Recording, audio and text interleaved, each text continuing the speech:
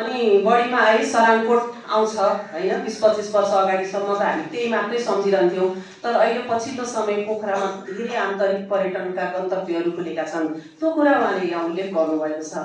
भलामको हरियर चाहिँ गुफाको बारेमा उहाँले लेख्नुभएको छ। अन्तर्राष्ट्रिय पर्वतीय सङ्ग्रहालयको बारेमा लेख्नुभएको छ। त्यसै गरी अन्य ठाउँहरू पनि पोखरा जस्तै अन्य ठाउँहरूका बारेमा पनि आन्तरिक पर्यटनका चाहिँ गन्तव्यहरूका बारेमा उहाँले अत्यन्त राम्रोसँग उहाँले लेख्नुभएको छ। त्यो लेखेको कुरा कस्तो लाग्छ भन्ने बित्तिकै मान्छेहरूलाई चाहिँ कथा र उपन्यासप्रति पाठकको चाहिँ झुकाव हुन्छ। तर निबन्ध भन्ने बित्तिकै यो पढ्नको लागि हत्तपत्त तयार हुँदैन नि पाठक, तर त्यस्तो छैन। उहाँको निबन्ध एउटा कथा पढे जस्तो, किनभने उहाँले संस्कृतका श्लोकहरू पनि राख्नुभएको छ बिचबिचमा, कवि व्यक्तित्व भएको हुनाले त्यो कविताबाट पनि त्यसलाई पुष्टि गर्नुभएको छ।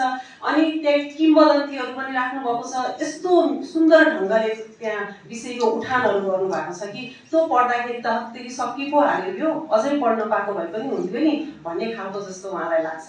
त्यसैले उहाँको यो निबन्धको चाहिँ लेखाइले यसको भाषाले हामीलाई एकदमै तान्छ।